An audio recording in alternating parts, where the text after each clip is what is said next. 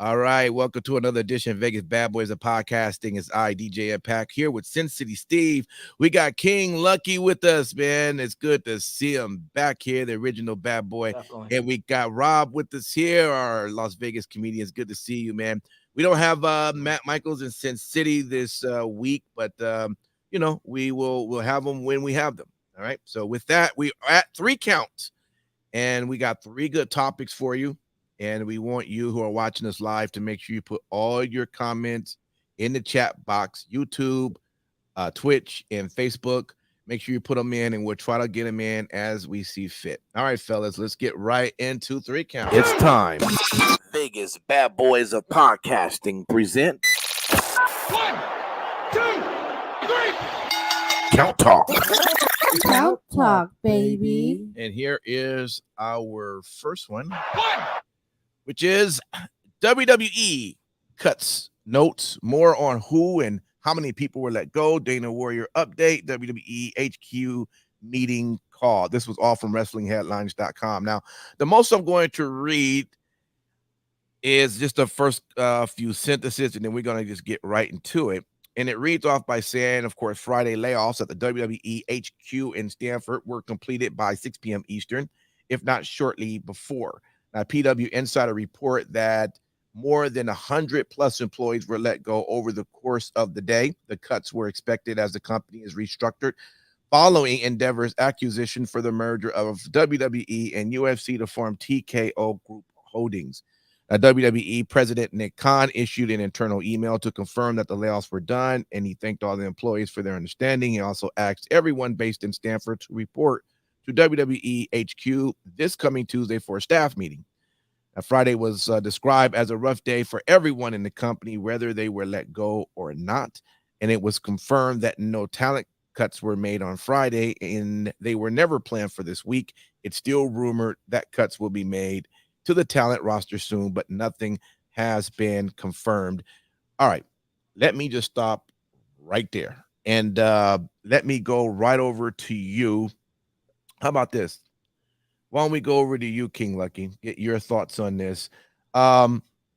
Roster cuts didn't happen Friday, but rumored that they could be coming soon. How big you think this can be if it happens? Well, I mean, it's inevitable, right? You have a merger. There's got to be some losses. I think even if they did release a lot of talent, you know, there is a good amount of talent on the roster right now that's not being used or used properly, right? So there are some people that I think could be, you know, at risk. You know, Dana Warrior, I mean, they maybe did her a favor, you know, as keeping her on and things like that. Yeah. There's a lot of fat to trim around the company. And yes, they are making record gates, and every show you hear beat the last or beat, you know, every show, you know, like for SummerSlam, that SummerSlam this year, biggest SummerSlam ever. Even with those things happening, the roster is bloated, right? There's a lot of people that you just don't have enough TV time for. So I think this was not a surprise to me. You know, all the way up and down. Like if you look at social media and HR, all these different things, you know, there's a lot of redundancy in positions. So yeah, I mean, it's going to happen. You know, I feel sorry for those people that'll lose their job. But yeah, this was bound to happen. And so they got to do it fast, do it quick, you know, and then move on. I mean, Sin City Steve, it's not only WWE, but it's also a part of this merger or acquisition, whatever we call it. We have UFC. As far as we know, did UFC take these types of hits, or a lot of people being laid off as well in the office, and maybe even their talent as well? Why does it seem like we hear much more about what's happening from the WWE side? So I think the thing that we need to remember is that WWE is always going to be put under a microscope, especially to our periphery, because whether we want to admit it or not, based on algorithms and social media, the posts that you interact with, that you like, that you comment on, yada, yada, yada, those are the things that are going to be shown to you more frequently. So as a result, we are going to hear about these things much more than, for instance, like what John mentions in the chat. The merger that they're going through is exactly like when Endeavor bought the UFC in 2016. Internal UFC employees that were duplicated with Endeavor were let go. The social media department, HR, IT were all let go. This is a part of what happens with a merger or a buyout. You got to cut expenses to turn a quick profit. Think of when Verizon bought out Alltel back in the day. It's the exact same thing. And I there's nothing more that I can say. I mean, he literally summed it all up. This is something that, I'm sure that, let's call it what it is. The UFC, I'm not trying to diminish their global exposure when they were bought out in 2016. But WWE has been around for 50 plus years. They, who WWF or WWE is. You could pull someone off the street. They're going to be more likely to know the brand name WWF or WWE than UFC. That's that's how it is. But at the end of the day, it is the business side of things.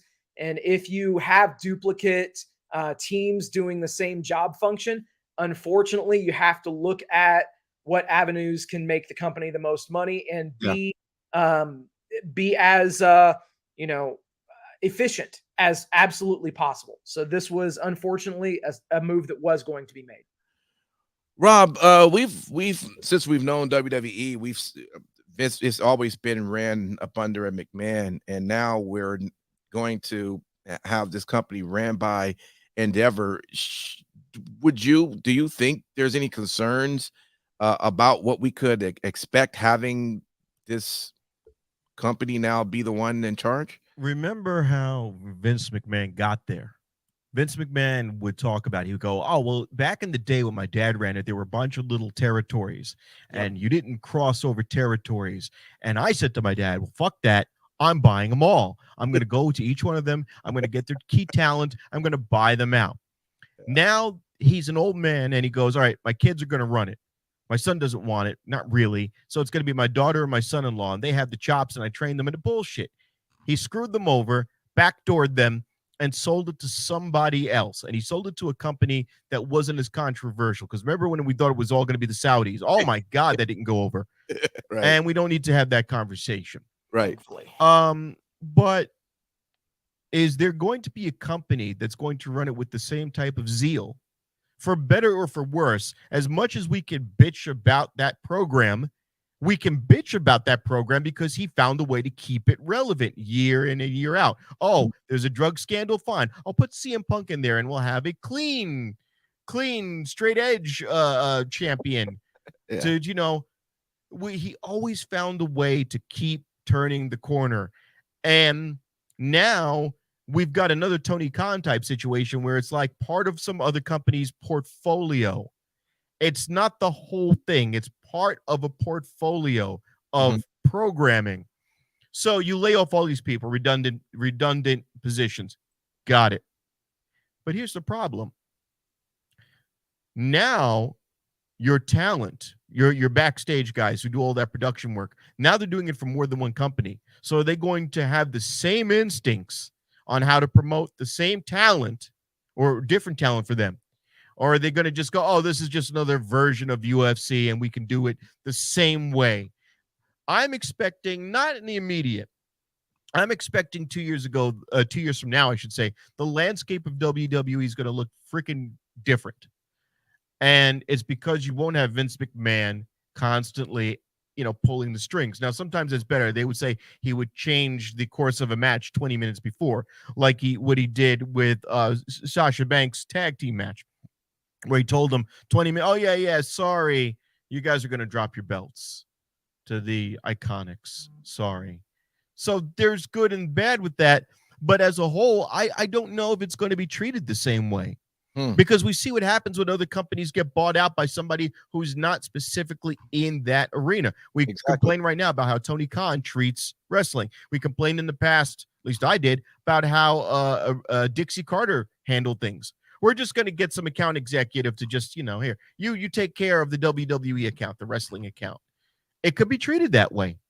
It's not guaranteed. The future with WWE is not guaranteed. And when you have to have Paul Levesque, not Triple H, because you don't come out in a business suit and tell me you're Triple H. You're not. And you say everything's going to be the same.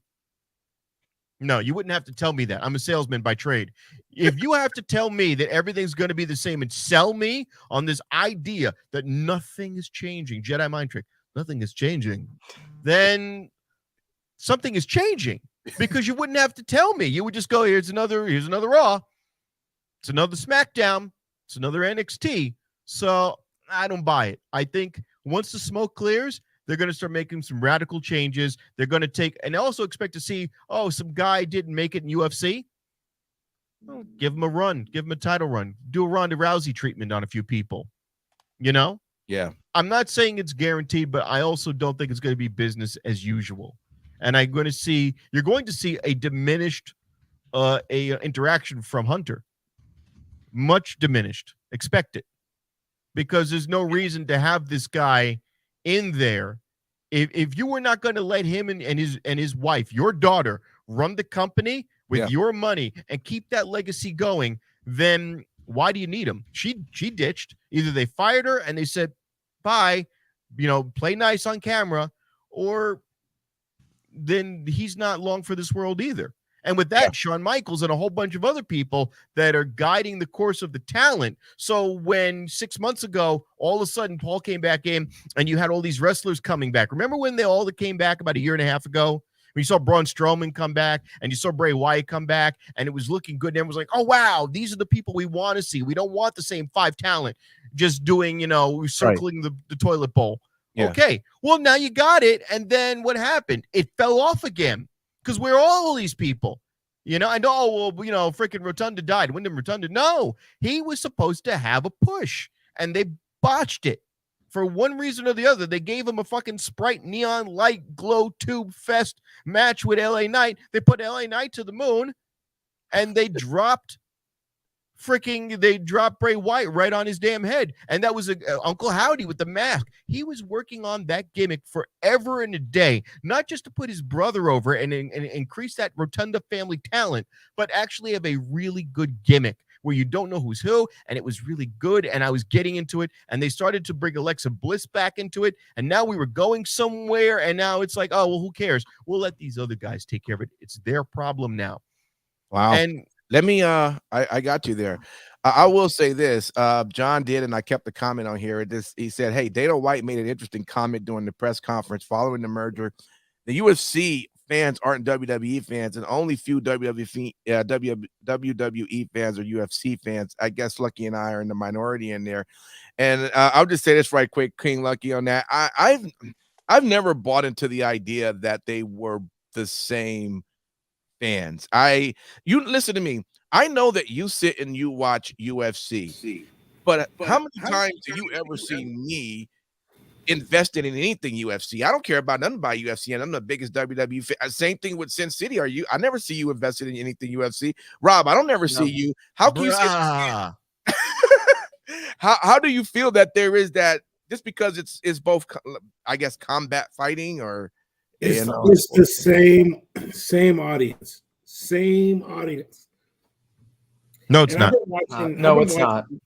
Listen, I've been watching UFC for 20 years and WWE for longer than that, but it's the same core audience. And I will tell you, everybody loves storytelling. And now UFC fighters have figured it out, and I would say this has been happening for a few years, but UFC fighters have been, figuring it out where if they mimic some of the WWE stuff, then that'll help them get over larger with the audience. So I firmly believe that Dana was just, he was playing coy, but they share. It doesn't work the same way. If WWE or AEW has a press scrum where it's a lot of contention or a pre-match where there's a lot of contention on the way in. That's not the same thing as long-term storytelling. Matches are determined in UFC a lot differently. There's got to be a winner determined by who beats the other in the ring. True combat. Whereas this is, we've got to figure fans, we've got to figure this, we got to figure that. We have to have a storyline. We have to have an exit for one guy and put him off a winner. UFC people I know, they wouldn't watch WWE. Why? Because they're going to tell you it's fake. Yeah, they're going to say, no, I don't want to watch this. This is scripted. It's fake. They know who the winner is in advance. Absolutely. And I'm going to say, this is the technical definition of a sport. This is physical exertion. It's athleticism. And they're going to go, no, a sport does not have a predetermined winner. But wait a minute. We have matches that are set up in advance, like when they had Neely versus Mike Tyson. Nobody thought under any way that Neely was going to beat Tyson 25 years ago. He fell on his face 8 seconds into the match. But you're going to tell me that wasn't fixed?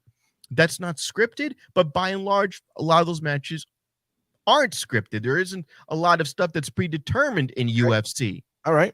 It's not the same. I'll tell you. I mean, you made some good points there, but here's what I'm interested to see. Okay. UFC runs on Saturday nights. And now with this merger, WWE, before the merger or whatever, has still been running Saturday nights. I will see if they really feel like it's competition if WWE moves back to Sundays. And I think it's going to happen. I think they did Saturday nights because Sunday is NFL. Yeah. And they're losing. They don't want to pull from NFL because you're going to, if I have to pick a new night, fine, I'll pick Saturday. And this way I don't have to split my audience. Yeah, but I also think that you won't see them go head to head. I mean, the UFC does run a little bit later, but it'll be interesting to see if they still keep the premium live events on Saturdays. I don't think so. Okay. All right. Except for let's hope not. WrestleMania 2 nights. Yeah. Impact's favorite. Nope. I hate 2 nights. So Okay. ultimately, I think that the thing that, John in the chat and you, Lucky, as well, you've mentioned how long you guys have been watching, combat sports as a whole, between pro wrestling and MMA. Okay, that's cool. I definitely can agree that, taking in multiple different styles of combat sports can make you more adept across the board and more of a well-rounded Renaissance fan, if you will. But the fact is, if you're going to be going to any hardcore UFC fan and you're going to be like, hey, UFC just merged with WWE, you're going to check that out. I can almost guarantee, I guarantee at least 75% of people will say, no, that shit's fake. No, it's not real.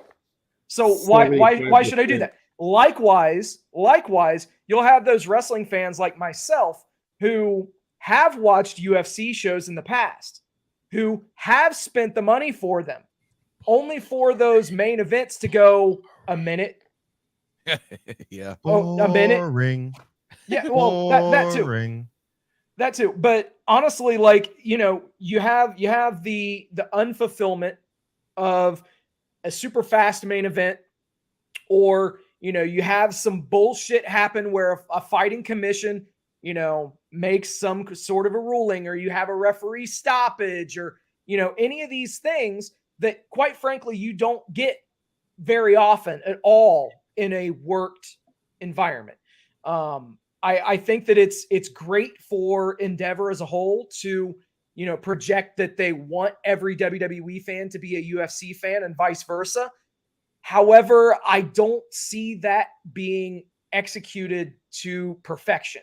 I would like to see that for, quite frankly, for the betterment of the entire combat sports industry, because, when the tide comes in, all boats rise. We all know that.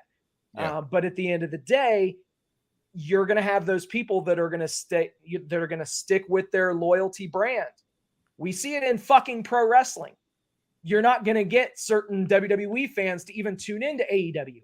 Likewise, you're going to get certain AEW fans that won't tune in to WWE.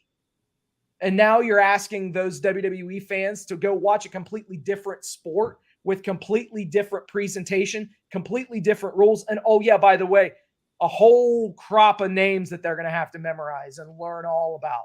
Yeah, good luck. Good job. All right, Rob, I'm going to give you about 30 seconds, and I got to get to All the right. next one. Go ahead, This man. is he just said something, and John said something that Nick Khan is trying to book the premium live events along in the same city where a UFC fight is. I'm already scared now because now you're trying to do package deals, you're trying to save, you're trying to bundle. That's not good. That means you're not putting the emphasis on the products individually. You're trying to just lump stuff together, overwork crews. You know what?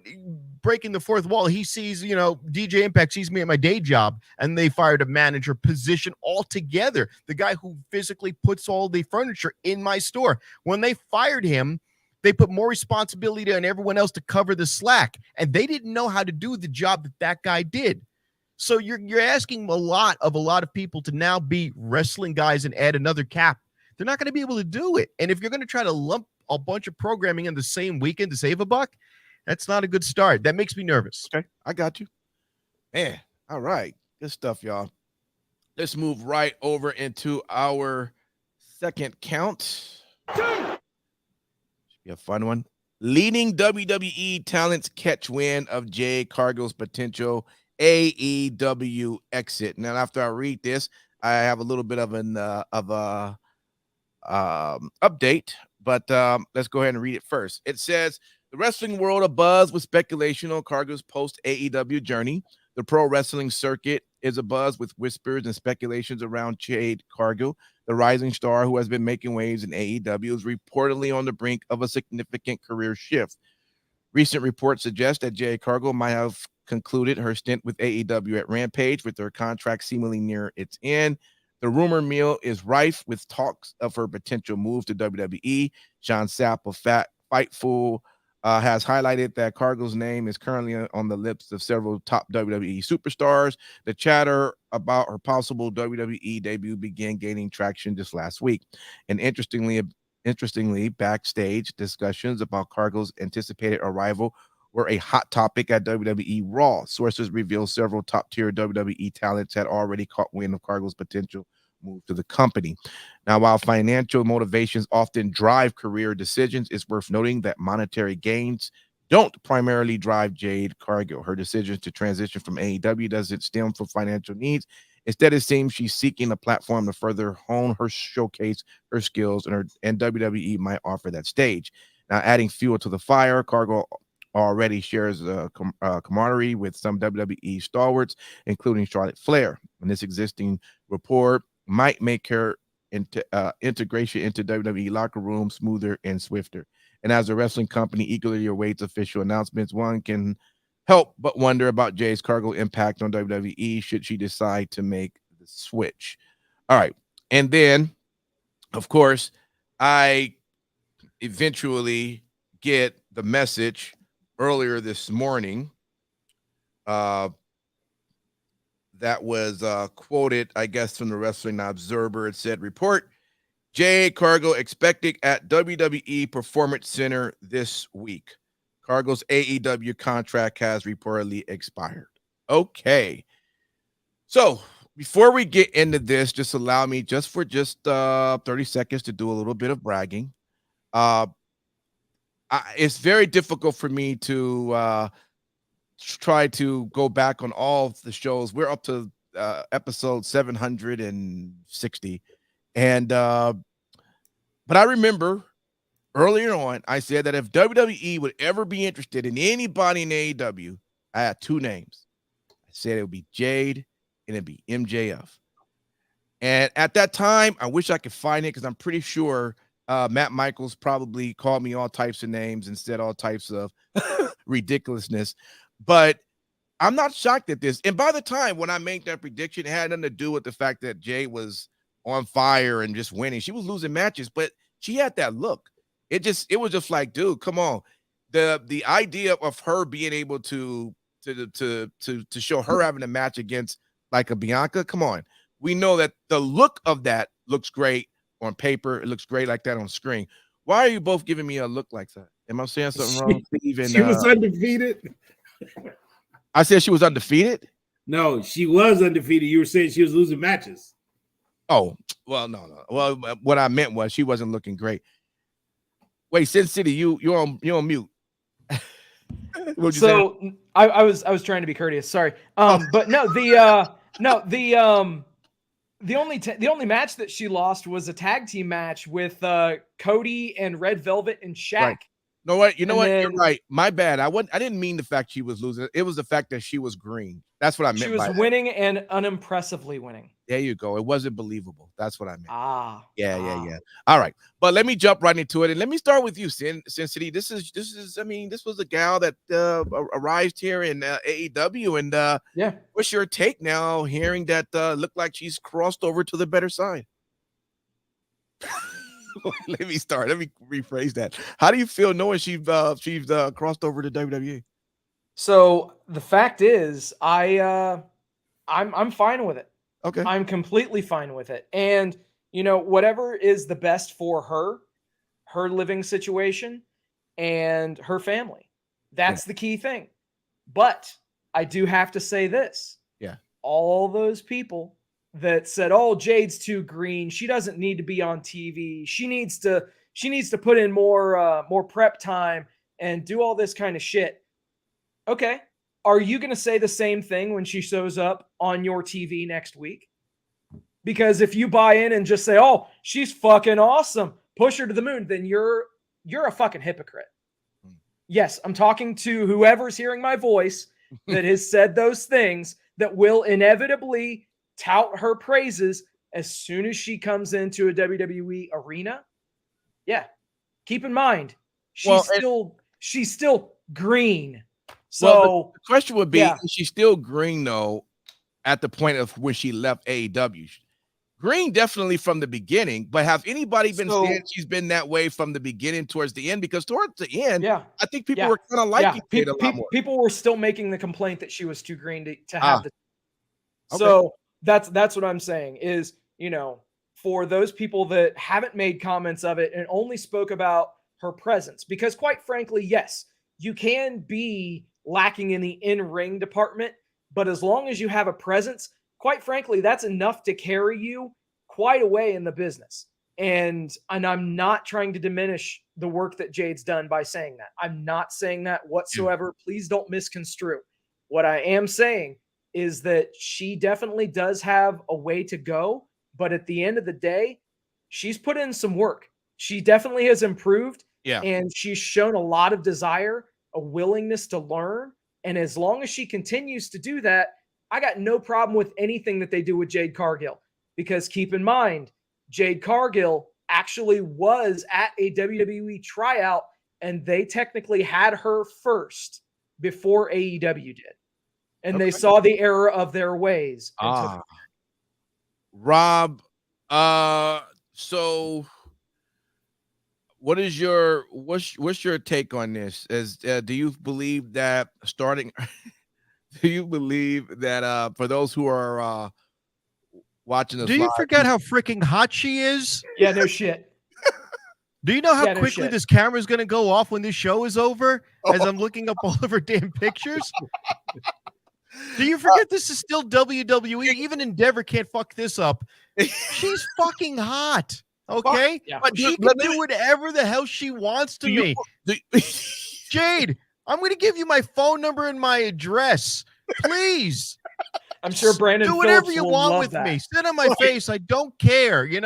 Let me be perfectly clear here.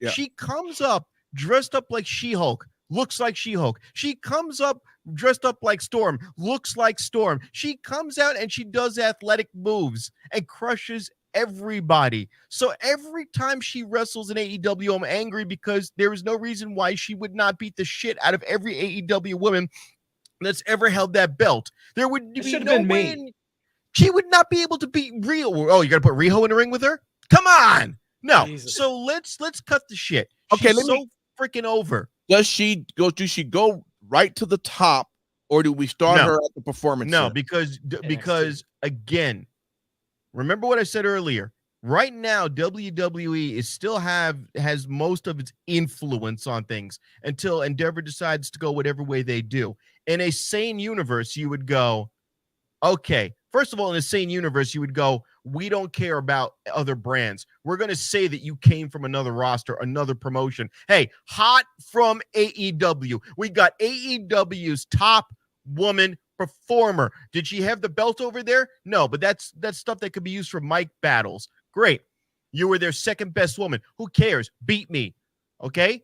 Beat me. Now she goes into NXT. They'll put her in NXT because they want her to earn her way. And for the audience that's not AEW friendly, you got to have a way to get her acclimated and to get audiences acclimated. Maybe because with her. she's green.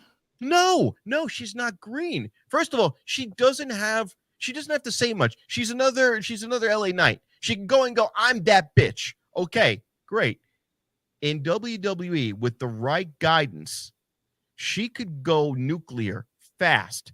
She has the chops. She has a simple catchphrase or two, but she's so attractive. And not just that. Okay, not just this. I mean, that's not just that. The fact is that if I put her in there with Bianca Belair, which they'll do, black on black, they'll do it because Bianca Belair is ripped, they'll put her in there with Charlotte Flair. They'll put her, because think about the top women in WWE are ripped. They're muscular women, okay? And I want to see it. And I want to see somebody, knock these women down a peg because they're fucking boring. Charlotte Flair is fucking boring. Rhea Ripley is fucking boring. She is still boring. Everybody around her makes her say, oh, she's mommy, she's this, she's that. It's other people saying she's good. No, think about it. Think about the way they packaged Rhea Ripley. They've had other people poking at her going, oh, she's amazing. On her own, they haven't found a vehicle for her until the Judgment Day. But a lot of these women, Charlotte Flair is fucking boring. I don't care what you tell me. She's goddamn boring. She's fucking boring. She'll always be boring. Bianca Belair is not boring. Bianca Belair is sassy. This woman, first of all, this woman's got the body parts that Bianca Belair is missing, number one. And number two, she does. And this is still women's wrestling. Women's wrestling is still a tits and ass game. Okay? Oh, what happened to the top talents in AEW? Britt Baker got her face broken, nose job. The other one, face broken, nose job. In Ruby Soho, nose job. Okay? Nose job. All right. She doesn't need any of that. She's hot. She's 3 inches taller than me. Facts. Don't care. There's not that one, and that's important. There's not that one element by which I'm looking at this as a male viewer going, I'm intimidated by her. It's one of those intriguing moments where she's such a physical specimen that you want to see her in the ring. You want to see her come out with some weird wig. You want to see her come out in a costume. She doesn't have to cut a promo. You could give her a Paul Heyman type and then have her shove the guy, which she does with smart Mark Sterling, where she face palms him. It's brilliant. If you would have put her with a Paul Heyman or not Bobby Lashley, but MVP, imagine her with an MVP where you have somebody really put her over, or Rob Sterling in NXT, where you can have somebody mealy mouth who can just put her over. Mm-hmm. My God, she'll be astronomically going to the top. Okay, let me go. King Lucky.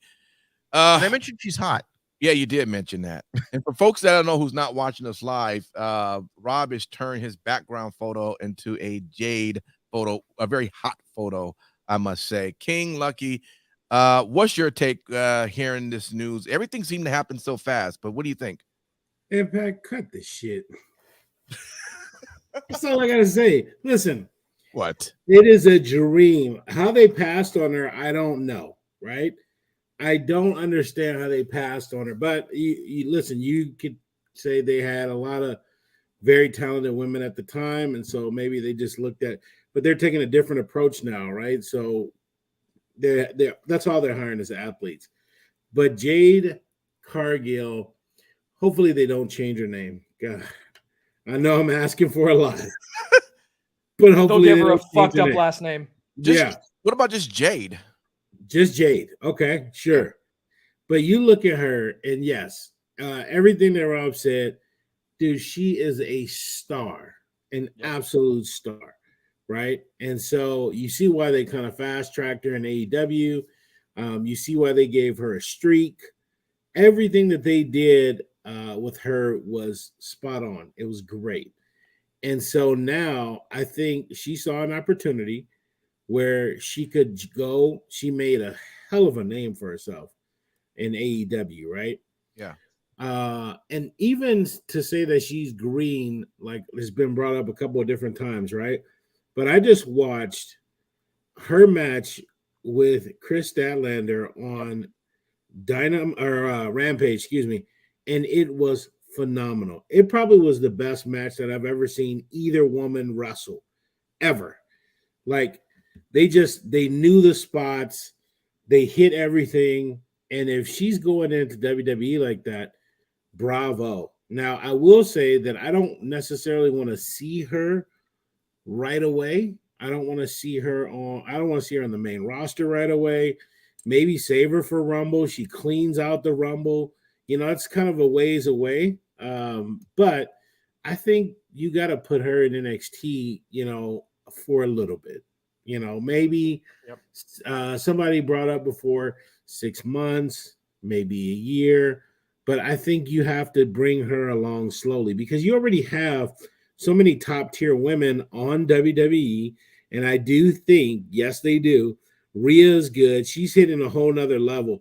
Yes. It doesn't matter if she's paired with Judgment Day and that's how it came about because she was kind of just, you know, floundering about, you know, the last couple of years. She's always been good, but she's at another level right now. She's at her peak. She's at the apex right now. Charlotte, I think most people have a kind of like this thing with Charlotte only because she's been given so much, right?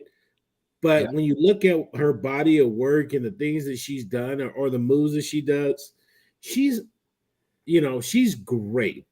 And the only other person I put above Charlotte is Sasha, you know, which I think we'll be seeing her soon in AEW because she played herself and, you know, she rolled out, you know, but I digress. But Jade absolutely gives you another star in a already stacked women's roster with WWE. They by far have the best women in the business. Okay. And they do it the right way. So She's I'm definitely happy that stacked.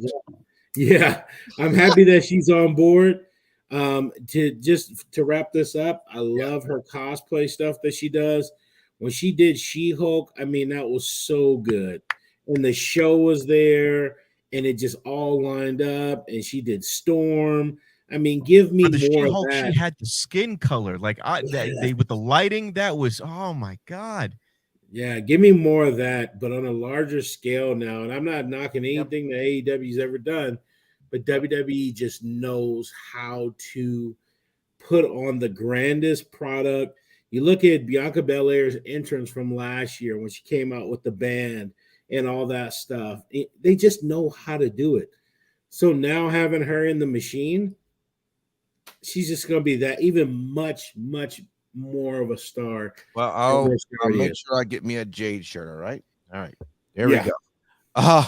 Let me go into count 3. All right. And this one is what we've all been waiting for.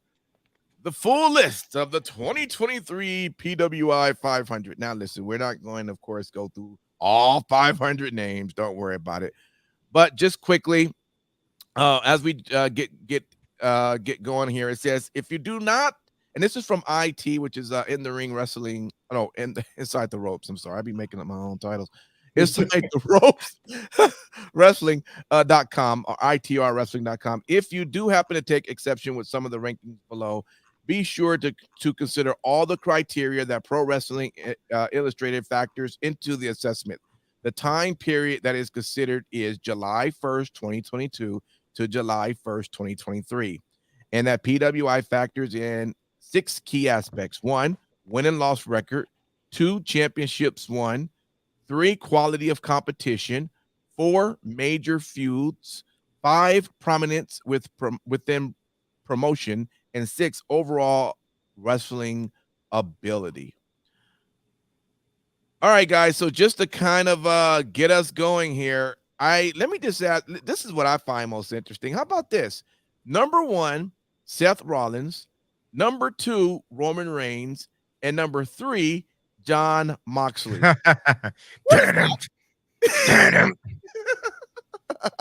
Sierra Hotel.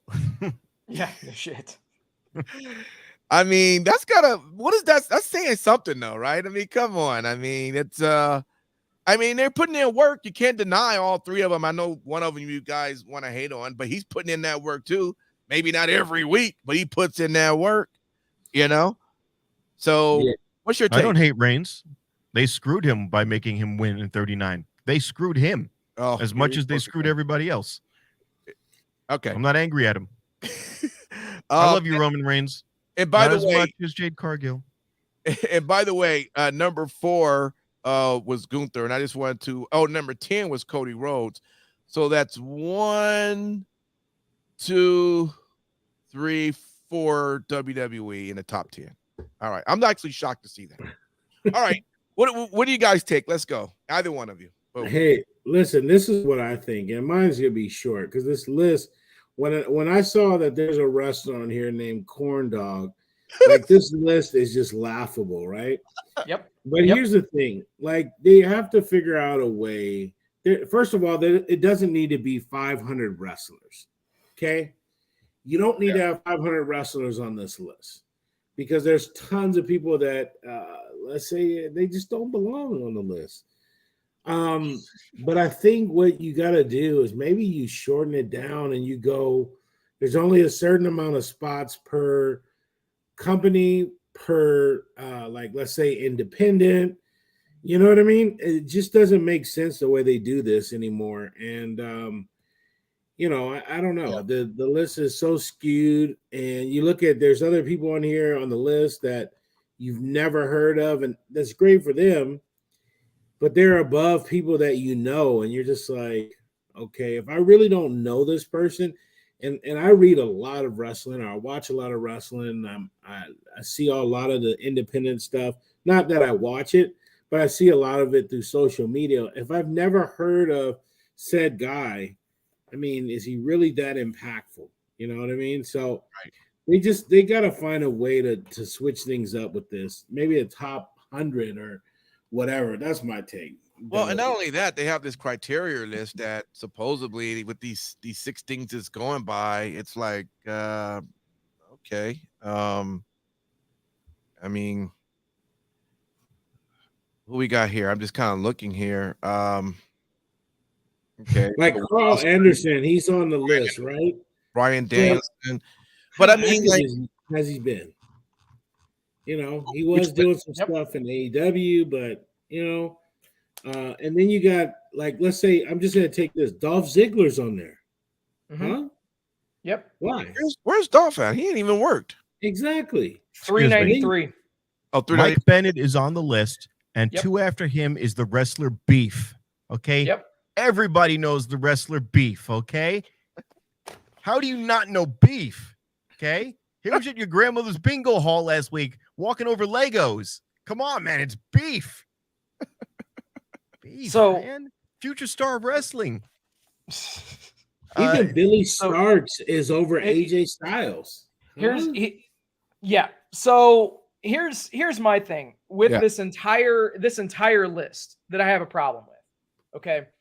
So you have I'm all for having women's wrestlers in this list. I have to put that out there before I say this. Okay. Yeah. But unless I'm missing something, the highest ranked women's wrestler is Masha Slamovich at 15. Okay. Incidentally, that is directly above Bryan Danielson at 16 and Will Ospreay at 17. Okay. Also Cargill's shout not out even on this list. Jade Cargill's not even on the list. Wow. Shout out to local Vegas dude Alexander Hammerstone for being at 18. That's a big spot for Hammerstone. But So Homicide. Masha Slamovich at 15. Then you've got Trish Adora, Billy Starks, Allie Catch, not diminishing anything that those ladies have done. But if you gentlemen happen to have this page open, do me a favor, press Control F on your keyboard and type in the names of, I don't know, Rhea Ripley, Bianca Belair, Becky Lynch, Charlotte Flair. Nowhere to be found on this entire list. That in itself destroys any and all credibility that this list has. No Britt Baker. Completely subjective. No Britt Baker. No Jade Cargill. Honestly, MJF should have been in the top 5. I don't care what anyone says. MJF should have been in the top 5. Likewise, Orange Cassidy, I'm actually okay with him being in the top 10 to answer John in the chat. Because Orange Cassidy is 8. Where you start to lose me is when you have, all these people that we mentioned, and then if you scroll all the way down to the bottom of the list, I mentioned a local talent earlier, Hammerstone at 18. Yeah. Karrion Kross at 440. You mean to tell me that there are 439 better wrestlers than Karrion Kross? They have not. Tyrus at 58. Tyrus. I'll even go as far as to say this, and I don't even watch the fucking show. Andre Chase is number 500. He's consistently on a national television program every single fucking week. And you mean to tell me that he can't be any higher than 500? This list is complete bullshit. I think it's cute that they put the Shield 1, 2, 3, but beyond that, nah, man, nah. Rob, I mean, so just off the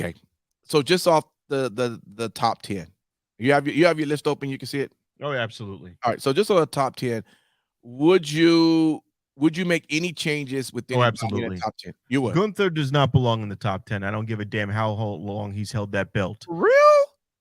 Now I would give him. Not top 10. Hold on. Let me pull that back. All right, go ahead.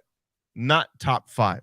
Not top 5. All right, that's fine. Not top 5. Maybe I would love to see who's in the other top 5. Roman Reigns. Hold on. Roman Reigns should be over Seth Rollins, because Seth Rollins is still fresh with his belt. If we're going by the time frame that they put out there, then Seth Rollins should be like 7 or something.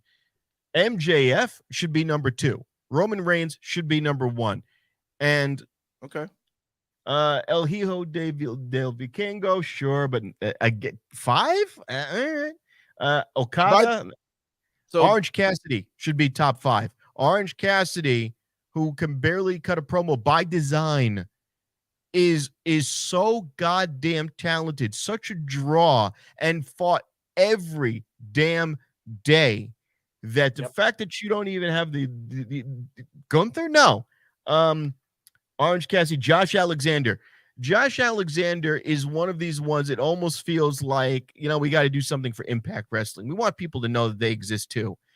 Alexander is a talent, but is he one of these guys who's cutting banger promos and having great spots? No, he's a good guy.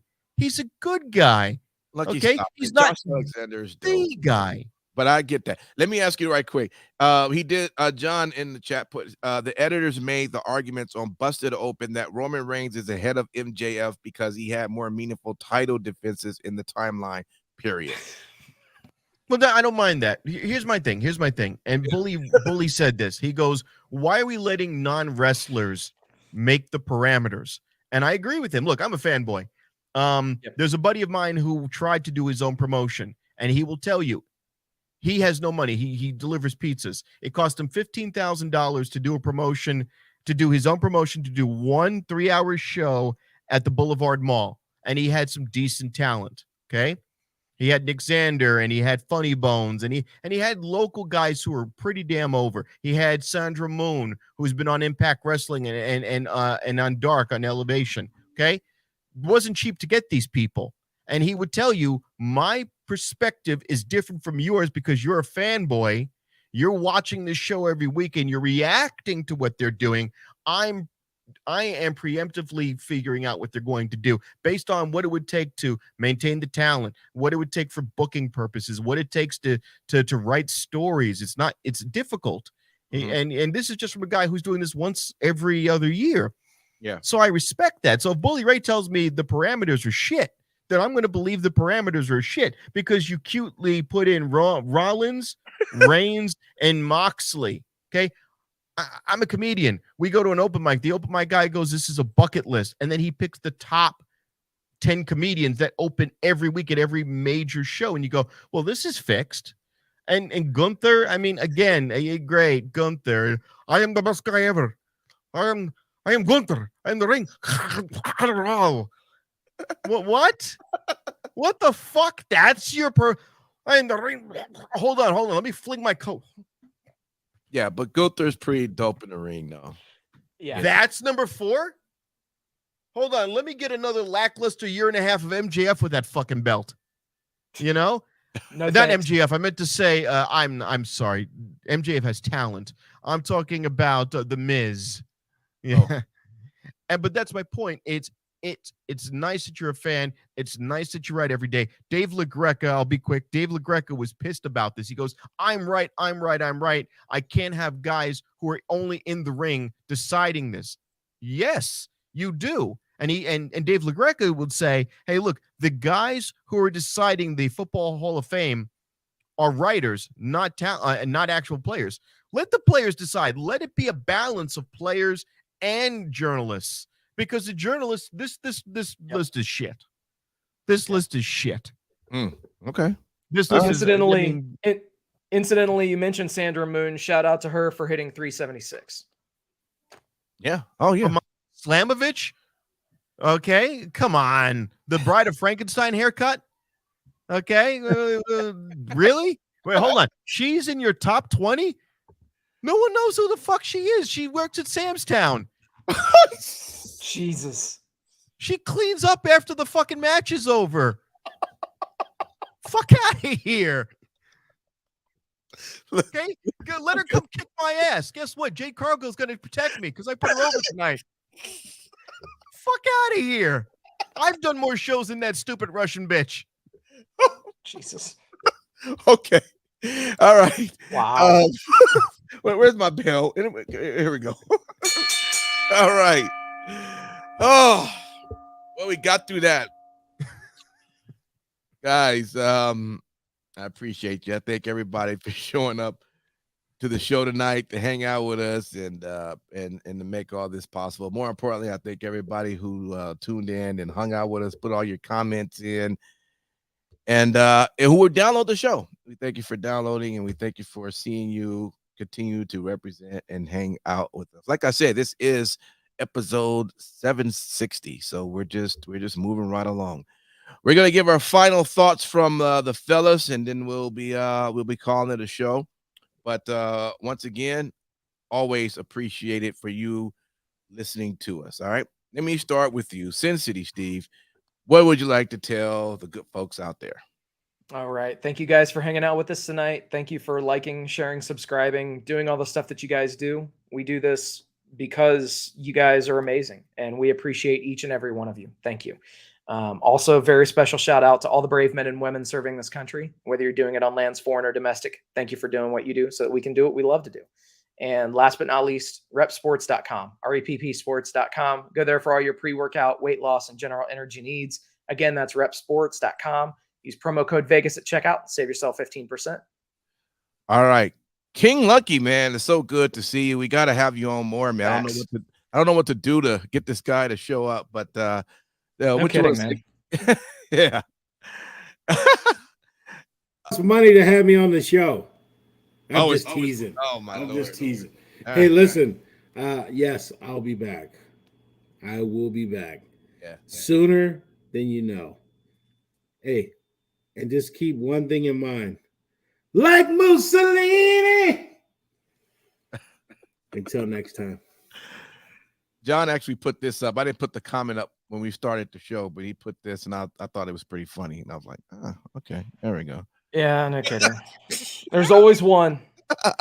Hey, listen, he's only mad because his season's over already. As Stop a Raiders fan, No, we're he 1 just and get 1. used to Stop those. it. Whatever. Hey, his season's over already. Anyways, And especially next week. we'll talk about it then. Always shocks. Hey, Rob, it was something that I didn't get from I didn't get a chance to copy his request. John had requested from the first show we did. He wanted you. Did you know about? I guess it wasn't John. It turned out it was another guy I know who asked if he could be on the show. No, I know, not that. Okay. No, John had a question on here. I never posted it. He wanted you to do something. You know about the Raiders getting their ass beat today, right? Good. Okay. Well, he wanted to hear what would hold on, let me see I know where this is going to go. Yeah. He wanted to know what would Trump say about this this ass. Jimmy Garoppolo, that's what we call him.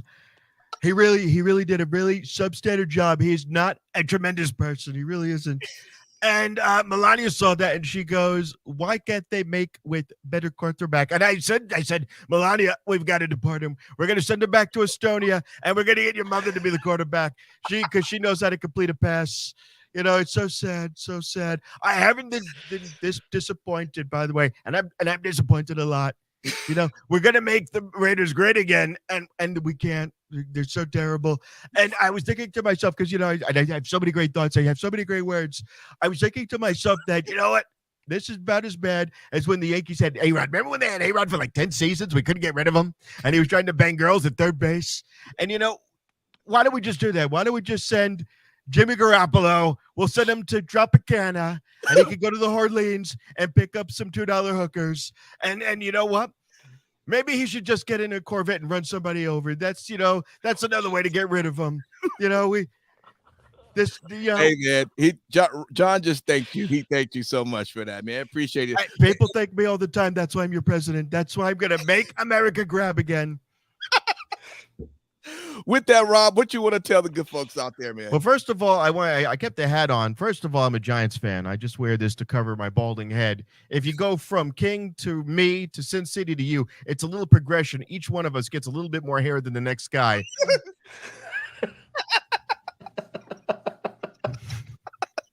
So true. This is like a fucking Bosley video before and after. GG Impact. You know what happens when you've got like $15,000 in financing and they can, take the hair from the back of your ass and put it on the top of your skull. You won't look like me. I know that Endeavor is going to endeavor to do a buy one, get one on all future premium live events, which they will call pay-per-views once they realize that they should not have to pay Peacock to, stream their programming, which is coming. And when they realize that nobody gives a fuck about Stone Cold and Mark, Undertaker talking about, their matches. Well, back in 1999, I split my pants. And then there was that one time the CM Punk shit himself. And then nobody cares. Nobody watches those programs. Oh, there's that Swerve show, Punk, behind the scenes. Nobody gives a shit. They're going to cut all that extraneous programming. They're going to cut all of that fake, Dark Side of the Ring, happy-go-lucky version that they did. They're going to get rid of all that programming. It's going to be straight up wrestling. There'll be pay-per-views again. They'll do a fight package thing where you get all the programming under one of their banners. Yeah. Remember, $9.99 a month gets you premium live events on WWE Network. And then what happened? They dropped it. So it's coming. Yeah. It's going to be, but they're going to give it time. They don't want to change it too fast. So that's what's going to happen. Endeavor's going to go and make it Endeavor programming. It's going to be WWE, just like what they do in Impact. When Impact was bought out and they put Anthem on the bottom, big letters, it was like Impact Wrestling, Anthem, Impact Wrestling, Anthem. Rob, so that's what's going to happen. Rob, when you get some more comedy dates, please let us know so we can come and support you and hang out, man. I'm going to have many dates and many prison dates, unfortunately, many indictments. And this is a witch hunt. And Endeavor's going to pay because this is a witch hunt too. We're gonna first of all, they tell me I'm no longer WWE. I'm no longer in the Hall of Fame. I was the best champion they ever had. I held the belt for 5 years. 5 years. 5 And years. I beat all of them. I beat The Rock 3 times. Oh Okay. boy. When I was done with The Rock, they called him the Pebble. They said it. They said Donald Trump made him the Pebble. It's crazy. I was so good. I wasn't even in the ring. I was home with Ivanka. Oh my goodness. Wasn't even in the ring. Rob, you're It was- good, man. Thanks for hanging I know out. I know I'm good. I know. Until then, y'all, we will see you back next week. We do it all again. Y'all take care. Peace out.